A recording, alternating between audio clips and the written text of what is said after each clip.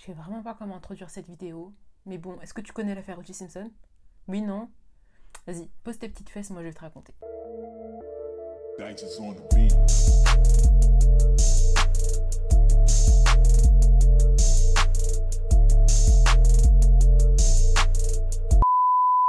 Orenthal James Simpson. Surnommé The Juice, il a été l'un des plus célèbres running backs des États-Unis dans les années 70. Athlète, égérie et acteur, tout semble sourire à la superstar qui fait la fierté de sa communauté afro-américaine. Il a la carrière rêvée, le cercle d'amis que tout le monde envie et bientôt, la famille parfaite. Bien qu'encore marié à son épouse Marguerite, avec laquelle il a eu 3 enfants, dont un est malheureusement mort noyé, en 1977, O.J. rencontre Nicole Brown, une jeune Allemande de 18 ans aux airs de top modèle californien.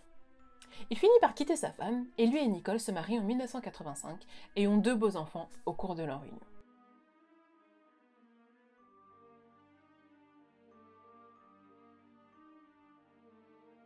I just want to say it was the happiest day of my life. It really was. And everybody said it would be, and it was. Néanmoins, derrière ce couple qui semble parfait sous tout rapport, se cache une relation explosive. O.J. Simpson est jaloux et abusif, et Nicole finit par demander le divorce en 1992.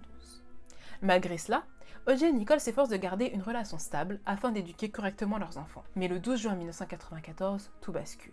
Après avoir assisté au gala de danse de leur fille Sydney, Nicole dîne avec ses enfants et sa mère au Mezzaluna où travaille Ronald Goldman, 24 ans, serveur et ami de Nicole. Nicole quitte le restaurant vers 21h, mais cependant Ronald la rappelle. La mère de Nicole a oublié ses lunettes au restaurant et il propose de les lui ramener chez elle après son service. Ronald quitte le Mezzaluna à 22h et se rend chez Nicole Brown.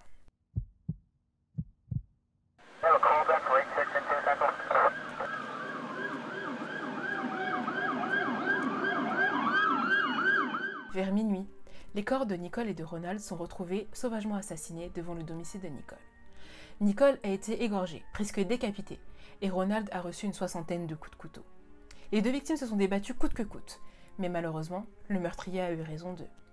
C'est à ce moment que commence une enquête qui va défrayer la chronique. Toutes les preuves et les indices récoltés désignent un seul et même coupable, O.J. Simpson, l'ex-mari de Nicole. O.J. Simpson est arrêté et inculpé pour le double meurtre.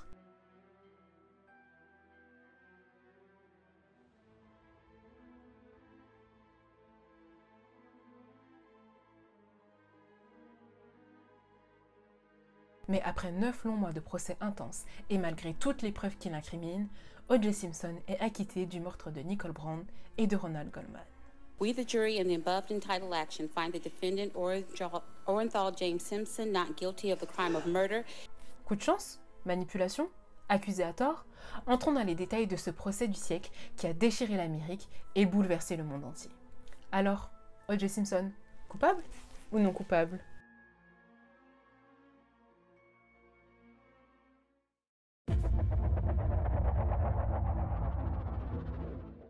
Donc si vous avez bien suivi, vous aurez compris qu'O.J. Simpson, en gros, c'est le mec qui a été acquitté alors qu'il y avait clairement écrit « coupable » ici. Donc les 2 corps ont été retrouvés peu après minuit, et d'après la police scientifique et les nombreux témoignages, les meurtres auraient été commis entre 22h et 23h le soir du 12 juin 1994.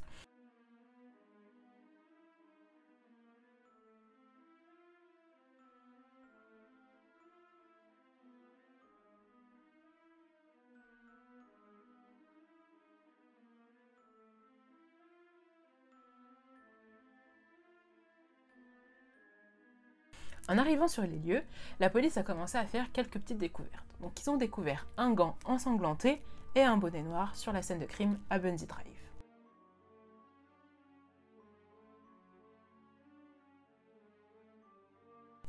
En ayant identifié la victime comme étant l'ex-femme d'O.J. Simpson, les policiers se sont dit qu'il serait bon de le prévenir, tout simplement parce qu'il y avait les enfants qui dormaient à l'étage et qui étaient sans surveillance. Donc ils se sont rendus à Rockingham, à Los Angeles, au domicile d'O.J. Simpson.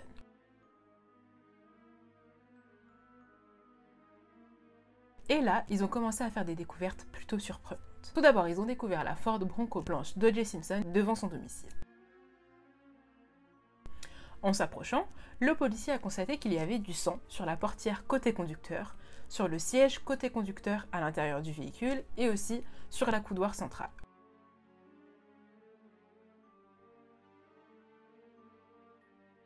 Donc là, Le policier s'est dit que O.J. Simpson était blessé et il a prévenu ses collègues en se disant « Voilà, O.J. Simpson, il doit être en danger ». Donc là, à ce moment-là, ils sont rentrés sur la propriété d'O.J. Simpson et ils se sont rendus compte qu'il y avait du sang dans l'allée menant à la maison d'O.J. Simpson. Donc là, les policiers, ça les a complètement alarmés, ils se sont dit « Non, là, il faut qu'on le trouve ». Donc ils ont sonné, ils ont trouvé personne. Et finalement, ils sont tombés sur Kato Kaling, qui était un ami d'O.J. Simpson et qui résidait en fait sur sa propriété. Donc il louait un petit appartement sur la propriété d'O.J. Simpson. Ils ont commencé à interroger ce fameux Kato Kaling, qui leur a dit qu'O.J. Simpson n'était pas à son domicile, mais que quelque temps avant, il avait entendu en fait un gros bruit à proximité du climatiseur. Donc les policiers sont rendus à côté de ce climatiseur et là, ils ont fait une sacrée découverte. Ils ont trouvé un gant ensanglanté qui semblait aller de pair avec le premier gant retrouvé sur la scène de crime. Donc évidemment, il y a eu une enquête et tous ces petits éléments ont été analysés. Et on a découvert que le sang retrouvé sur le gant à Bundy Drive était celui d'O.J. Simpson, le sang retrouvé sur le gant à Rockingham était celui d'O.J. Simpson, de Nicole et de Ronald, le sang retrouvé dans la Ford Bronco d'O.J. Simpson était celui de Ronald et de Nicole. Les cheveux d'O.J. Simpson ont été retrouvés sur le baudet à Bundy Drive, mais également sur le corps de Ronald Goldman. Pour information, il a été prouvé que les gants appartenaient bien à O.J. Simpson. Premièrement, parce qu'on a pu prouver que c'était Nicole Brown qui avait acheté ces gants dans la taille d'O.J. Simpson et pour O.J. Simpson. Et aussi, on a quelques clichés photographiques où on voit O.J. Simpson porter ces fameux gants. So the gloves I showed you in court today then fit the descriptions given on the sales receipt? Yes. And is there a signature on the credit card receipt? Yes. Can you read that signature to us? Nicole Brown. Alors, toujours sur la scène de crime à Bundy Drive où ont été retrouvés les deux corps, on a retrouvé le sang d'O.J. Simpson sur le portail de la maison de Nicole.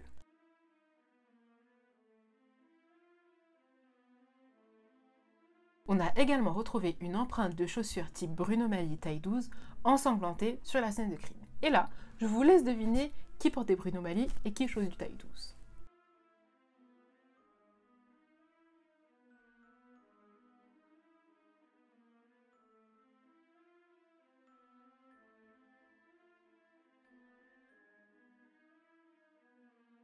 Maintenant, si on retourne à Rockingham, donc au domicile d'O.J. Simpson, en plus du gant qui a été retrouvé en dessous du climatiseur, on a retrouvé une paire de chaussettes étalée dans la chambre d'O.J. Simpson, et quand cette paire de chaussettes a été analysée, on y a retrouvé dessus le sang de Nicole. Donc comme si le sang de Nicole avait giclé sur les chaussettes.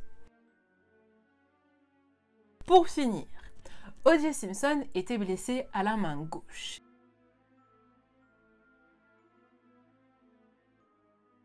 Et en fait, je vous dis ça parce que, d'après les policiers, les crimes auraient été commis par un gaucher. Comme par hasard, O.J. Simpson est blessé à la main gauche, et quand on lui demande de s'expliquer sur sa blessure, eh ben le mec, il s'est pas donné une explication correcte. Il dit qu'il a brisé un verre, voilà, et que c'est comme ça qu'il s'est blessé. Sauf que mon coco, quand tu brises un verre, c'est l'intérieur de la main que tu te blesses, pas l'extérieur. Enfin bref. En plus des preuves matérielles qui l'incriminent, il y a aussi des petits témoignages qui sont pas là pour faire joli selon moi.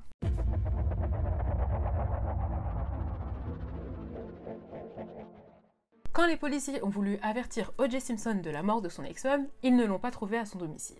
En fait, O.J. Simpson avait déjà pris un vol pour Chicago et était déjà sur place. Donc les policiers ont eu O.J. Simpson au téléphone pour lui annoncer la nouvelle. Et quand ils lui ont dit que Nicole Brown était morte, il n'a pas demandé comment, ni pourquoi, ni qu'est-ce qui lui était arrivé. En fait, comme s'il connaissait déjà la réponse et qu'il n'avait pas besoin de demander. Non mais franchement, on peut mourir de mille manières. La fille, elle aurait pu se casser le cou dans les escaliers, elle aurait pu se suicider, elle aurait pu avoir un accident de voiture, elle aurait pu avoir une crise cardiaque, enfin bref, la liste est super longue. Et le mec, on lui dit, ton ex-femme est morte, et tu t'intéresses même pas au sujet. Tu te demandes même pas pourquoi elle est morte, ni comment elle est morte. À 22h15, les voisins ont entendu le chien de Nicole aboyer de façon très insistante et de façon très inhabituelle pendant presque une heure. Et on sait que les meurtres ont été commis entre 22h et 23h. Ça colle avec la chronologie. Maintenant, premier témoin oculaire. Jill Chivoli est le témoin oculaire qui situe O.J. Simpson quittant la scène de crime le soir du double meurtre à 22h45. Elle dit qu'elle conduisait sur Bundy Drive quand une Ford Bronco blanche lui a sauvagement coupé la route à elle et à un autre véhicule. Elle identifie formellement la personne conduisant cette Ford Bronco comme étant O.J. Simpson parce que cette personne lui a sauvagement crié dessus et était d'une humeur écrasante. Yes. It was 10:50 I saw OJ. And tell us about that Sunday night. Where were you? You were coming from your home? I was coming from my home. I had dropped my daughter off at my mother's, and I'd had the flu all day, and I was hungry, and I thought at the time this market, Westward Ho, closed at 11, so I left my home at 10:45.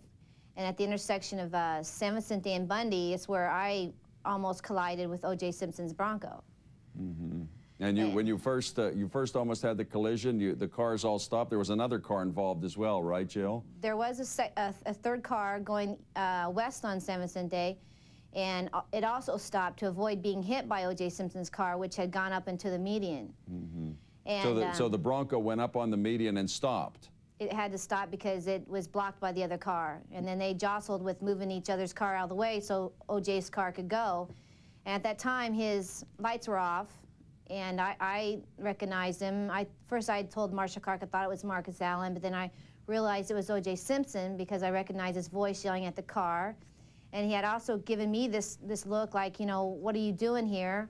Deuxième témoignage, Alan Park. Alan Park était le chauffeur envoyé pour emmener O.J. Simpson à l'aéroport pour prendre son vol pour Chicago. Alan dit avoir sonné chez O.J. Simpson à 22h40, mais que personne ne lui a répondu. Ce n'est que peu avant 23h, donc exactement à 22h55, qu'Alan Park dit avoir vu un grand homme se diriger bruyamment vers le domicile de Rockingham. Of ending that call at 10:55, that you saw this 6-foot, 200-pound person go into the entrance? Yes. Et c'est à ce moment aussi qu'Alan Park a repéré la voiture d'O.J. Simpson, donc la Ford Bronco blanche, garée devant le domicile, alors qu'il affirme qu'elle n'était pas garée devant le domicile quand lui est arrivé à 22h et quand il a sonné à 22h40. La maison de Nicole et celle d'O.J. Simpson se trouvent environ à 3 km de distance. J'ai regardé sur Google Maps et en fait on peut faire le trajet en 6 ou en 7 minutes. Et quand en fait on reprend tous les témoignages, on se rend compte que c'était vraiment possible qu'O.J. Simpson ait eu le temps de tuer Nicole et Ronald Goldman et de rentrer chez lui. Parce que Jill Shively dit l'avoir vu quitter la scène de crime à 22h45 et Alan Park dit l'avoir vu devant Rockingham à 22h55. Ça rentre parfaitement dans la chronologie, il a le temps d'aller, de faire le trajet et de courir devant chez lui pour rentrer à son domicile. The drive from the intersection of Bundy and San Vicente to O.J. Simpson's Rockingham Estate takes 5 minutes. Un autre témoignage qui n'a malheureusement pas été entendu à la cour, c'est qu'un homme en fait dit avoir vu O.J. Simpson à l'aéroport, donc pendant qu'il attendait son vol pour Chicago et présumément après les meurtres. Cet homme dit qu'il a vu O.J. Simpson avoir un grand sac de voyage, qu'il a entrouvert ce sac de voyage juste pour avoir la place d'y mettre sa main, d'y glisser sa main, qu'il y a glissé sa main et qu'il jetait des petites choses à la poubelle et que voilà, il a fait ça 2-3 fois et qu'une fois que tout était jeté à la poubelle, il a refermé le sac et il est parti. Mystère. It was a little zipper bag and he just zipped it a little bit from the bottom and just enough to get his hand in the bag. And he was pulling items out of the bag and putting them in the trash can. Investigators believe Simpson's bag, seen here in the miniseries, may have contained the bloody clothes and murder weapon, which were never found. Skip Junis says he told Marsha Clark what he saw, but was never called to testify. À son retour de Chicago, donc le lendemain des meurtres, le 13 juin 1994, O.J. Simpson a été arrêté une première fois. Lors de cette arrestation, on lui a fait subir un interrogatoire et O.J. Simpson était super imprécis sur toutes les questions qu'on lui posait. Donc il était imprécis sur sa chronologie de la soirée du 12 juin 1994 et également sur la manière dont il avait été blessé à la main gauche. On sait aussi qu'O.J. Simpson est passé au détecteur de mensonges. Donc je vous expliquerai tout le contexte un petit peu plus tard. Donc il est passé au détecteur de mensonges et il a échoué. Donc monsieur est un menteur. Forcément les questions qu'on lui a posées c'était au sujet du meurtre. Est-ce qu'il a tué son ex-femme? Est-ce qu'il a quelque chose à voir avec le meurtre de Ronald Goldman et de Nicole Brown, etc. etc. Et le mec a échoué. Le 17 juin 1994, donc au lendemain des funérailles de Nicole et de Ronald, tous les soupçons qui pèsent sur O.J. Simpson sont confirmés et là, le juge émet un mandat d'arrêt contre lui. Et ça va mener à sa seconde arrestation. Mais comme on n'est pas au bout de nos peines, ce ne sera pas une arrestation comme les autres. Le jour de sa supposée arrestation, O.J. Simpson ne se trouvait pas à son domicile, mais à celui de Robert Kardashian, son ami d'enfance. Oui, oui, c'est le papa de Kim Kardashian. Et finalement, les avocats d'O.J. Simpson ont convaincu la police de Los Angeles de le laisser se rendre à 11 h le jour du 17 juin. Ouais, genre O.J. Simpson, c'est une superstar, c'est un athlète, c'est une égérie, c'est quelqu'un quoi. On l'arrête pas comme ça en fait. Sauf que O.J. Simpson ne s'est jamais présenté au commissariat et a pris la fuite à bord d'une autre Ford Bronco qui était conduite par son ami d'enfance, Al Cowling. O.J. Simpson avait une arme pointée sur sa tête et menaçait de se tuer si Al Cowling ralentissait la voiture ou si la police essayait de les arrêter. O.J. Simpson communiquait avec les policiers par le biais d'un téléphone qui se trouvait dans la Ford Bronco, et c'est comme ça que les négociations un peu se sont faites pour qu'O.J. Simpson puisse finalement se rendre. Bien évidemment, comme c'était un petit peu un truc de fou, la course-poursuite a été transmise à la télévision, donc suivie par hélicoptère, par toutes les caméras, etc. Tout le monde était super excité, et je crois que tous les Américains ont arrêté ce qu'ils étaient en train de faire dans la journée pour aller macréler ce qui se passait avec O.J. Simpson.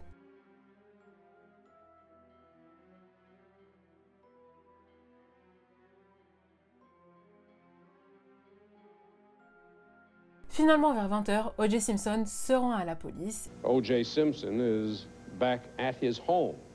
And this is not a friend's home or any secondary home. This is his primary residence.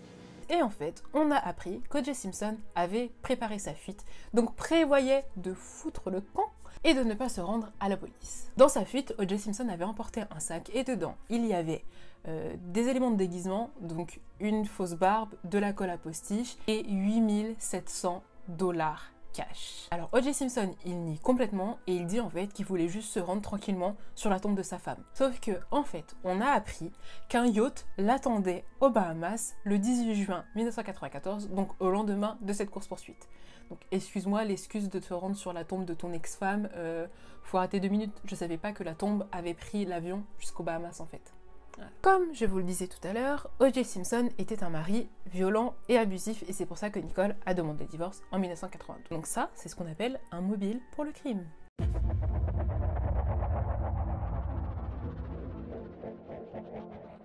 O.J. Simpson et Nicole se sont rencontrés en 1977. Entre le jour de leur rencontre et le jour de la mort de Nicole, il s'est passé 17 ans.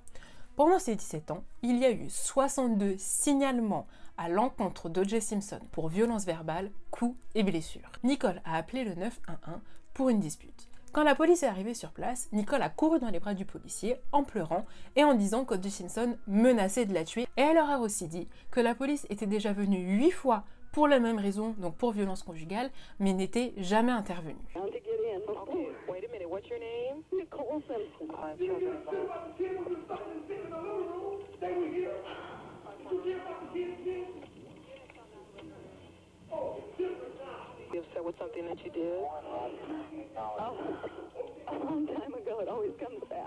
Plus tôt, en 1985, il a été enregistré une plainte contre O.J. Simpson qui avait menacé Nicole et aussi éclaté le pare-brise de sa Mercedes à coups de batte de baseball. Alors là, on voit que le couple c'était un petit peu chaud. C'était tellement chaud qu'en fait, on sait que Nicole avait un coffre à la banque dans lequel elle avait enfermé un testament et des photos en fait où on voyait toutes les blessures infligées par O.J. Simpson. Donc elle avait des bleus, des ecchymoses, des coupures.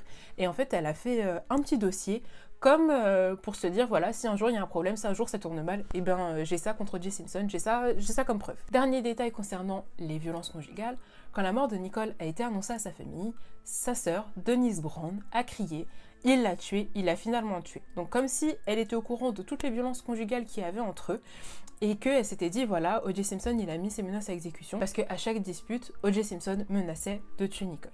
La raison pour laquelle O.J. Simpson a remporté son procès du siècle, c'est tout simplement parce qu'il avait une équipe de choc pour le défendre.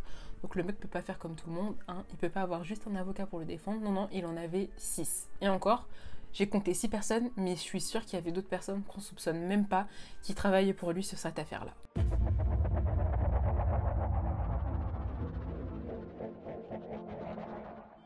En avocat principal, on a Robert Shapiro, donc un petit ténor du barreau qui était habitué à la clientèle hollywoodienne et qui avait déjà défendu des acteurs, des chanteurs, des chanteuses. Et rappelez-vous, je vous parlais au début de la vidéo, je vous disais qu'O.J. Simpson en fait était passé au détecteur de mensonges. Et bien figurez-vous que c'est Robert Shapiro, son avocat, qui l'a fait passer au détecteur de mensonges. Et en fait, Robert voulait se servir des résultats pour pouvoir plaider la folie lors du procès. Donc il avait fait suivre O.J. Simpson par un psychiatre, il avait fait mettre sous traitement pour pouvoir plaider la folie.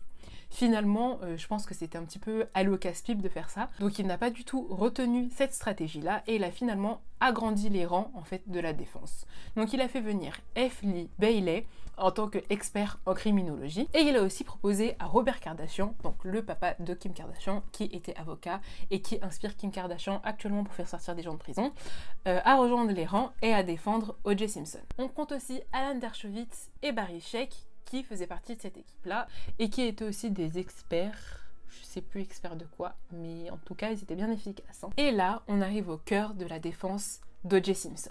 Donc finalement, Robert Shapiro a laissé tomber ses stratégies un peu bancales sur la folie, le machin, de plaider coupable, etc. Et là, en fait, il a axé la défense sur les problèmes raciaux qu'il y avait aux États-Unis à ce moment-là. Je m'explique. On est en 1994 et c'est tout juste 2 ans après l'affaire Rodney King. Donc je vais pas m'étaler là-dessus, mais en fait Rodney King c'est un Afro-Américain qui a été sauvagement frappé par des policiers et en fait ça a fait polémique. La vidéo a été relayée, pas sur les réseaux sociaux parce qu'il n'y en avait pas à ce moment-là, mais bon elle a été relayée par la presse, etc. Et en fait ça a amené toutes les émeutes qu'il y a eu à Los Angeles à ce moment-là. Bref, allez sur Google, il y a tout ce qu'il vous faut. Donc voilà, là l'atmosphère, on sait qu'il est tendu en fait entre la police de Los Angeles et les Afro-Américains. Et pour en fait axer la défense d'O.J. Simpson là-dessus, Robert Shapiro a fait appel à Johnny Cochran, qui était la personne la plus influente en fait en défense des droits des Afro-Américains. C'était un peu le Martin Luther King, même si je veux pas offenser Martin Luther King, mais en fait c'était dans la même dynamique quoi, défense des droits des Noirs, égalité, etc. Ils ont tout d'abord voulu discréditer Mark Fuhrman. Mark Fuhrman est le policier qui est arrivé sur la scène de crime à Bundy Drive chez Nicole et qui a découvert le gant ensanglanté à Rockingham chez O.J. Simpson sous les climatiseurs. Malheureusement pour tout le monde, ce Mark Fuhrman était raciste. Donc les avocats de O.J. Simpson en ont profité pour avancer le fait que Mark Fuhrman était raciste, qu'il était corrompu et qu'il avait piégé la scène de crime pour piéger O.J. Simpson. En plus, il y avait des enregistrements possédés par Laura Hart McKinney, une scénariste qui voulait écrire un scénario sur la police de Los Angeles, qui avait donc des enregistrements sur ce fameux Mark Fuhrman, où on l'entendait dire un mot pas très gentil, un mot en haine, qui veut dire noir mais de façon très très vulgaire. Et donc là, on l'entendait en fait avoir des propos racistes envers les noirs, utiliser le mot en haine au moins 30 fois, si c'est pas plus, et dire qu'il avait un problème contre les couples mixtes. Quand il voyait un noir dans la rue, il fallait qu'il trouve un moyen de l'arrêter, qu'il fallait qu'il trouve un prétexte pour l'arrêter, et que si jamais il n'y avait rien, qu'il était innocent, il fallait faire en sorte de le piéger, que les couples mixtes aussi, il les supportait pas et qu'il faisait tout pour les arrêter, pour trouver un prétexte pour les arrêter. Bref, le mec avait des gros problèmes existentiels.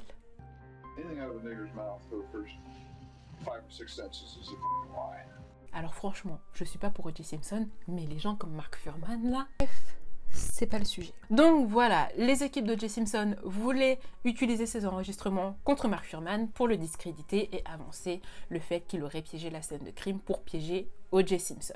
Sauf que Lance Ito, le juge en charge de l'affaire à ce moment-là, a refusé que ces enregistrements soient utilisés parce qu'il estimait en fait que ça n'avait rien à voir avec l'affaire. Et il avait pas tort, parce que certes, Mark Fuhrman, c'est un raciste, mais là, ça n'a rien à voir avec l'histoire. Enfin, comment le gars aurait pu aller piéger le gant, mettre le sang d'O.J. Simpson, le sang des 2 victimes, sur le gant, et après le placer là. Enfin, au bout d'un moment, en mode théorie du complot, il faudrait arrêter un petit peu. Hein, voilà. Mais Johnny Cochran, c'est un petit malin, parce qu'en fait, il a rendu public le contenu de ces enregistrements.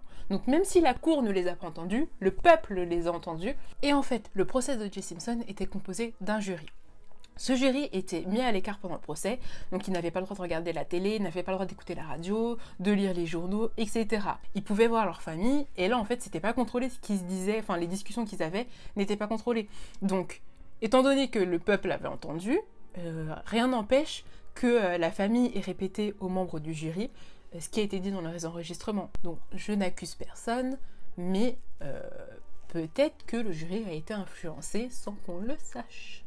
En plus de vouloir discréditer Mark Fuhrman qui avait retrouvé des éléments incriminant O.J. Simpson, la partie d'O.J. Simpson en fait s'amusait à vouloir discréditer tout ce que la partie adverse présentait.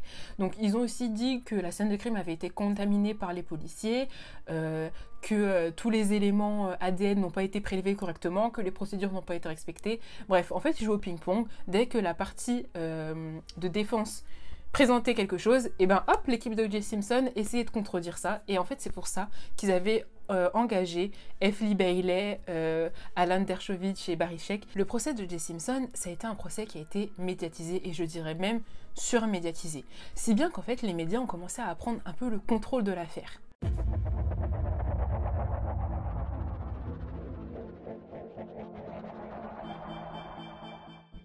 toute façon, vous connaissez, hein, même aujourd'hui, les médias, ils contrôlent tout, ils retournent tout, enfin bref, ils retournent des cerveaux, machin. Encore une fois, ce n'est pas le sujet. Rappelez-vous du témoin Jill Chively, là, qui en fait pouvait situer O.J. Simpson qui partait de la scène de crime à 22h45. Et bien, figurez-vous que elle n'a jamais pu témoigner au procès. Pourquoi? Parce que cette petite coquine, en fait, elle a témoigné pour un média. Elle a donné son témoignage à un média pour 5 000 $.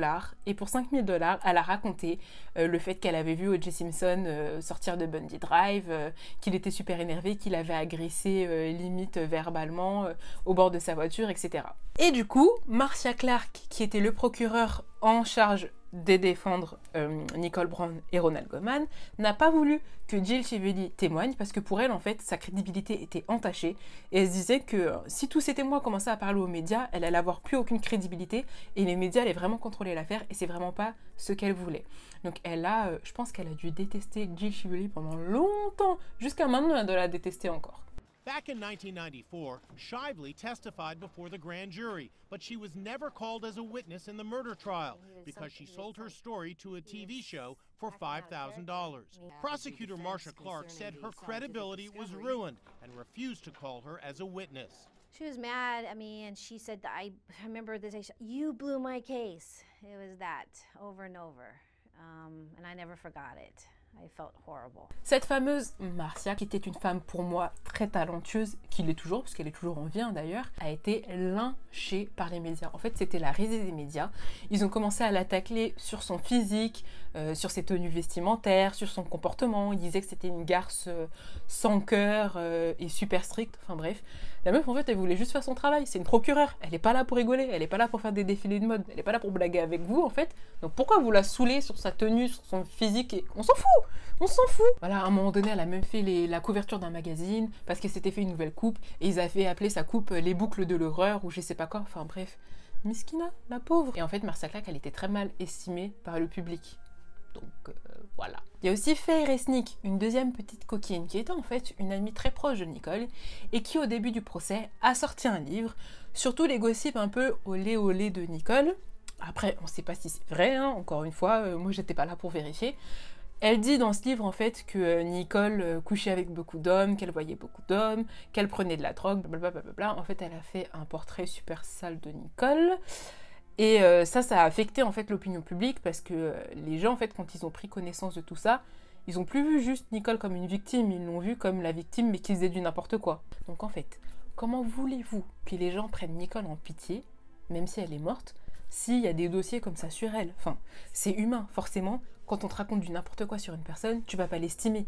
Donc là, je pense que les gens n'ont même plus vu Nicole comme une victime en fait, mais juste comme une meuf qui faisait du n'importe quoi et qui avait une vie olé olé quoi. Sauf que c'est pas ça le cœur du sujet là. On s'éloigne. Il ne faudrait quand même pas oublier que Nicole c'est la victime et qu'on n'en a rien à faire qu'elle ait un passé olé olé. Elle fait ce qu'elle veut. Ça change rien au fait qu'elle ait été tuée et qu'elle ne méritait pas d'être tuée. Les équipes de O.J. Simpson sont pleines de ressources et ont aussi réussi à manipuler le jury. Donc pendant le procès, les maisons de Nicole et d'O.J. Simpson ont été visitées par les jurys et les membres de la cour. Quand la maison de Nicole a été visitée, Marcia Clark, la procureure, a été surprise de voir en fait qu'ils avaient nettoyé toute la scène de crime, donc il n'y avait plus aucune trace de sang ou de violence, mais aussi qu'ils avaient déménagé l'intérieur de la maison et qu'en fait il n'y avait plus aucune trace de Nicole, dans le sens où il y a déjà le livre de Faye Resnick qui dépeint un portrait assez sale de Nicole, mais en plus de ça, les jurés n'ont même pas pu se faire une idée de la personnalité de Nicole puisque la maison était complètement déménagée et qu'en fait, il n'y avait plus de traces, quoi. Nicole, ça a été aussi une ex-femme, ça a été une maman, c'était une fille, c'était une sœur, c'était quelqu'un, quoi. Et là, en fait, les jurés n'ont pas pu du tout se faire une idée de qui était Nicole. Mais par contre, les petits filous de l'équipe d'O.J. Simpson ont pris soin de soigner l'image d'O.J. Simpson. Alors, en fait, O.J. Simpson, c'était un grand sportif, un athlète, mais c'était aussi un mec qui aimait les femmes, qui était un petit peu player, tout ça. Et en fait, dans sa maison, il avait des photos de femmes nues qui posaient sur son lit, des photos avec ses amis blancs avec qui il joue au golf. Je suis désolée, je me permets de faire la différence sur les amis blancs, en fait, parce que rappelez-vous, les avocats d'O.J. Simpson plaident le fait qu'il était accusé parce qu'il était noir, et qu'il avait été piégé parce qu'il était noir. Donc ça colle pas en fait si le mec il est super bien avec la communauté blanche, plus avec la communauté blanche qu'avec la communauté noire en fait. Donc voilà. Donc les équipes de O.J. Simpson ont décidé de refaire toute la décoration. Ils ont remplacé les photos de femmes nues par les photos de la famille d'O.J., par des photos en fait qui marquaient les moments de la communauté afro-américaine. Donc par exemple cette photo là. Ils ont remplacé tous ces trophées, tout plein de trucs par de l'art africain. Voilà, en fait, ils ont acheté une nouvelle personnalité à O.J. Simpson. Et pour preuve, je ne vous raconte pas des bobards, voici le témoignage de Robert Kardashian sur ce sujet-là. And Cochran also knew how to win over the predominantly African-American jury. Lawrence Schiller reveals for the first time that before the jury was brought to see Simpson's Rockingham estate, Cochran, Kardashian, and the rest of the defense team gave Simpson's house a complete makeover. They went in and they remade that house. As one source told me who was there, the white women came off the walls and the black women came marching in. You and other members of the defense team rearranged all these pictures. Don't you feel that you were manipulating the jury? I did feel this was manipulative. Alors, je vous ai parlé de Marcia Clark, qui était la procureure et qui défendait Nicole et Ronald, mais je vous ai pas parlé de Chris Darden, qui était en fait le coprocureur dans l'affaire et qui travaillait main dans la main avec Marcia Clark. Donc ce mec-là, faut savoir qu'il a fait pas mal de boulettes et je pense que ça aussi, ça a aidé la partie adverse à gagner. Tout d'abord, il a subi beaucoup de pression de la part de Johnny Cochran. Chris Darden était noir, Johnny Cochran défendait les noirs et O.J. Simpson, et en fait, Johnny Cochran n'arrêtait pas de limite harceler Chris Darden en lui disant en fait que en allant à l'encontre d'O.J. Simpson, il faisait limite un doigt d'honneur à sa communauté afro-américaine, qui devait pas défendre Nicole et Ronald, qui devait défendre son frère O.J. Simpson. Enfin voilà, vous voyez, jouer la carte de la communauté, sauf que ça n'a rien à voir. Enfin, le mec qu'il soit noir ou blanc, s'il est coupable, il est coupable. Donc voilà, il a subi beaucoup de pression, si bien qu'à un moment, en fait, il y a une dispute qui a éclaté entre Johnny Cochran et Chris Darden, et Chris Darden a failli être arrêté pour outrage à un magistrat à ce moment-là. Donc là, vraiment, je pense que vous imaginez à quel point les gens étaient tendus et combien ce procès était long et insoutenable. Et là, la plus grosse erreur commise par Chris Darden, et je pense que c'est ça qui a fait perdre tout le procès, c'est que vous vous rappelez des gants qui ont été retrouvés sur les scènes de crime, donc c'était des pièces à conviction. Comme on avait eu les preuves que ces gants appartenaient bien à O.J. Simpson, Chris Darden s'est dit qu'il serait bon de faire essayer les gants à O.J. Simpson pour qu'il les essaye en direct. Sauf que Marcia Clark était complètement contre cette idée et en fait a refusé que Chris Darden fasse essayer les gants. Sauf que Chris Darden n'a pas écouté, mais il aurait dû. Il a fait essayer les gants à O.J. Simpson et comme par hasard, les gants ne lui allaient pas. The people would ask that Mr. Simpson step forward and try on the glove recovered at Bundy as well as the glove recovered at Rockingham.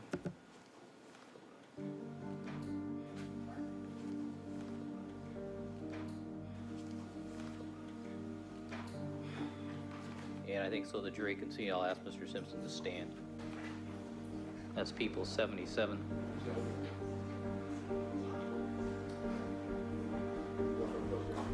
Fine.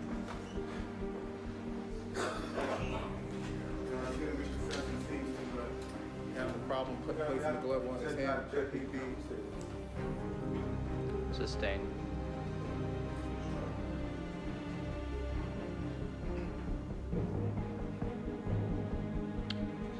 This is is People's 164A. Is that the right-hand glove? All right.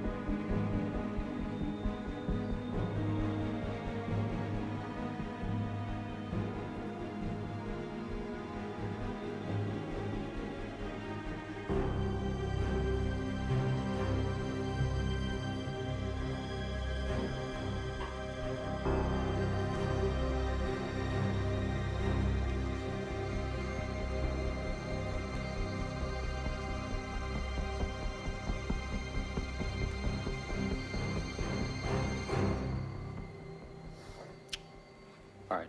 Thank you, counsel. Il a été dit qu'O.J. Simpson jouait la comédie et faisait en sorte que les gants ne lui allaient pas. De toutes les façons, vous avez bien vu son comportement lorsqu'il essayait les gants, donc à vous de juger. Il a été dit aussi que les gants auraient pu rétrécir. Pourquoi? Parce que, rappelez-vous, les gants ont été retrouvés ensanglantés, donc ils étaient imbibés de sang et ces gants étaient en cuir. Quand on mouille du cuir, le cuir se rétrécit, se rétracte. Donc c'est pour ça, enfin une des raisons pour laquelle les gants ne lui allaient pas lorsqu'on lui a fait essayer. Aussi, O.J. Simpson, vous l'avez bien vu sur la vidéo, a dû essayer les gants avec des gants en latex en dessous. Forcément, c'était des preuves, donc on ne peut pas souiller des preuves. Même si je pense que les gants étaient à lui et que de toutes les façons, son ADN était dessus. Et ça, en fait, ça a pu faire gagner une demi-taille, voire une taille à O.J. Simpson, et c'est pour ça que les gants ne lui allaient pas. Sauf qu'en attendant, le procès était médiatisé, donc diffusé en direct aux téléspectateurs. Donc la cour et tous les téléspectateurs qui étaient devant leur télé ont vu que les gants ne lui allaient pas, donc ont retenu que les gants ne lui allaient pas, donc ont retenu que les gants n'appartenaient pas à O.J. Simpson. Et donc, après cette situation, croyez-moi que des avocats d'O.J. Simpson se sont fait un plaisir de tourner la situation à leur avantage, et c'est là en fait que Johnny Cochran, lors de sa plaidoirie finale, a dit la phrase super connue, enfin après si vous connaissez pas l'affaire d'O.J. Simpson, peut-être que vous connaissez pas la phrase non plus, mais bref, cette phrase-là, elle a marqué des esprits, et il dit « If it doesn't fit, you must quit ». Donc si les gants ne lui vont pas, vous devez la quitter. No sense, it doesn't fit. If it doesn't fit, you must quit. Et c'est ainsi qu'au début du mois d'octobre 1995, Orenthal James Simpson est finalement acquitté du meurtre de Nicole Brown et de Ronald Goldman. Are you nervous? Yes. Who's nervous? Is anybody nervous? Yeah, I'm not. Los Angeles. In the matter of the people of the state of California versus Orenthal James Simpson, case number BA097211. We, the jury, in the above entitled action, find the defendant Orenthal James Simpson not guilty of the crime of murder in violation of Penal Code Section 187A, a felony upon Nicole Brown Simpson, a human being, as charged in count 1 of the information.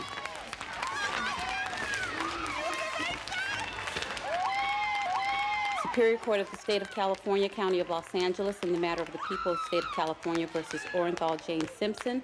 We, the jury, in the above entitled action, find the defendant, Orenthal James Simpson, not guilty of the crime of murder in violation of Penal Code Section 187A, a felony upon Ronald Lyle Goldman, a human being, as charged in count 2 of the information. Sérieusement, vous avez vu la réaction des gens? On dirait la Coupe du Monde 2018. C'est un procès qu'on juge, c'est pas un événement sportif. On vient d'acquitter le mec le plus coupable des États-Unis, et vous êtes joyeux, vous sautez, vous faites des câlins.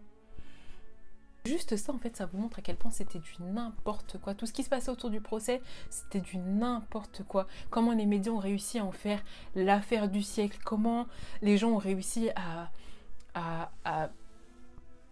adorer le mec le plus coupable du monde. Il est coupable, il y avait son ADN partout, il y avait son sang, il était blessé, il y avait le sang des victimes dans sa voiture, il y avait tout. Pourquoi vous la quittez? Mais bon, j'aurais beau me rouler par terre, faire une crise, bref, tout le monde s'en tape de mon avis. Le mec a été déclaré non coupable au pénal. Quand on a été déclaré non coupable au pénal, on ne peut pas être rejugé pour la même chose. Mais les familles des victimes ont fait appel et là, l'affaire a été portée au civil. Au civil, O.J. Simpson a été reconnu coupable du double meurtre et a été condamné à verser en fait des dommages et intérêts. Donc il a été condamné à verser 8,5 millions de dollars, argent qu'il n'a jamais donné aux familles des victimes, bien évidemment. En 2006, O.J. Simpson préparait la publication de ce livre, If I Did It, Here's How It Happened. Désolée pour mon anglais approximatif. Je ne suis pas en train de sous-estimer votre niveau en anglais, mais pour ceux que ça intéresse, la traduction c'est « Si je l'avais fait, voici comment cela s'est passé ». Et dans ce livre, il raconte comment il s'y serait pris s'il avait commis le double meurtre pour lequel il a été acquitté. C'est pas un peu insolent ça? Finalement, la famille de Ronald Goldman a eu les droits de ce livre en 2007. Je pense qu'ils ont attaqué O.J. Simpson tout simplement déjà pour ne pas qu'il se fasse de l'argent sur leur dos, et aussi parce que O.J. Simpson a été condamné à leur verser une certaine somme d'argent qu'il ne leur a pas donnée. Donc je pense que la justice a accordé les droits à la famille de Ronald Goldman pour pouvoir aussi compenser les dommages d'intérêt que O.J. Simpson ne leur a pas payé. Et là ils ont changé le titre du livre et ça a été If I Did It, Confession of the Killer. Donc si je l'avais fait, les confessions du tueur. Alors O.J. Simpson n'a jamais fait de prison pour le double meurtre puisqu'il a été acquitté, mais appelez ça le karma ou non. En 2008, O.J. Simpson a été arrêté pour vol à main armée, enlèvement et séquestration. Donc il a purgé une peine d'un peu moins de 10 ans, je crois 9 ans exactement, et il est sorti récemment en 2010. Un autre rebondissement dont on a eu vent en 2016 je crois, alors en fait, la maison de O.J. Simpson à Rockingham a été détruite en 1998. Dans les décombres, un ouvrier aurait trouvé un couteau qui semblait être l'arme du crime ou qui aurait pu être l'arme du crime. Apparemment, cet ouvrier a transmis ce couteau à un policier à Los Angeles et le couteau n'a jamais été analysé ni rien. Donc là, ça fait plus de 20 ans, donc c'est carrément inexploitable. Et de toutes les façons, il avait été jugé non coupable, donc je suis même pas sûre qu'on aurait pu réouvrir le procès par rapport à ça. Concernant les autres intervenants de l'affaire O.J. Simpson, alors pour commencer, Marcia Clark n'est plus procureure. Après cette affaire, elle a démissionné et elle s'est reconvertie dans l'écriture. Donc elle écrit des livres et elle intervient en fait en tant que consultante sur des affaires criminelles. Chris Zarden a lui ouvert son cabinet d'avocat et il a d'ailleurs récemment défendu le meurtrier de Nipsey Hussle qui a été assassiné en mars dernier. Concernant l'équipe d'O.J. Simpson, Robert Kardashian est malheureusement mort en 2003 d'un cancer. Johnny Cochran est aussi mort en 2005 d'une tumeur au cerveau. Robert Shapiro est toujours en vie. Lui, je vous avoue, j'ai pas cherché, je sais pas trop ce qu'il fait. Je sais qu'il a donné des interviews, etc. Et tout ce qui est Barry Sheck, Alan Dershowitz et tout, je pense qu'eux, ils vont qu'à leurs occupations. Franchement, je sais pas trop ce qu'ils font aussi. Alors, sachez que Robert Kardashian, avant de mourir du cancer, donc quelques temps après le procès, il a donné une interview où il avoue qu'il a des doutes sur l'innocence d'O.J. Simpson et il explique pourquoi dans l'interview. Mr. Kardashian, do you now doubt O.J. Simpson's innocence? Barbara, if I were on the jury today on this civil trial, because of the reasonable doubt, I would vote not guilty. That is not what I asked you. I asked you if you yourself doubt O.J. Simpson's innocence. I have doubts. Why? The blood evidence is... Et n'oublions pas de parler de notre pote Mark Fuhrman, vous savez, le policier raciste. Donc lui, il a quitté la police de Los Angeles après le procès. Évidemment, vu les enregistrements qui avaient fuité sur lui, je pense qu'il avait un petit peu chaud aux fesses. Donc le mec a démissionné. Bye bye, bitch. Et voilà, c'est fini pour l'affaire d'O.J. Simpson. J'espère que je vous l'ai bien raconté, que vous avez aimé. Je vous l'ai pas dit, mais en fait, cette histoire, c'est une affaire super compliquée, super riche. Il y a tellement d'éléments, on a envie de tout raconter, mais on peut pas, sinon en fait, ça n'a aucun sens, donc il faut faire un choix. J'ai fait le choix de vous la raconter comme ça, donc j'espère que vous avez apprécié. N'hésitez pas à me suivre sur Instagram et sur Snapchat, accessoirement, ça peut servir. De vous abonner à ma chaîne, de me laisser un petit commentaire, ça fait toujours plaisir, pourquoi pas un petit pouce vert, hein. Et n'hésitez surtout pas à partager cette vidéo. Et ouais les gars, on est ensemble, il faut s'entraider. Comme on dit chez moi, si Dieu veut, on se retrouve bientôt pour une nouvelle vidéo. Ciao ciao.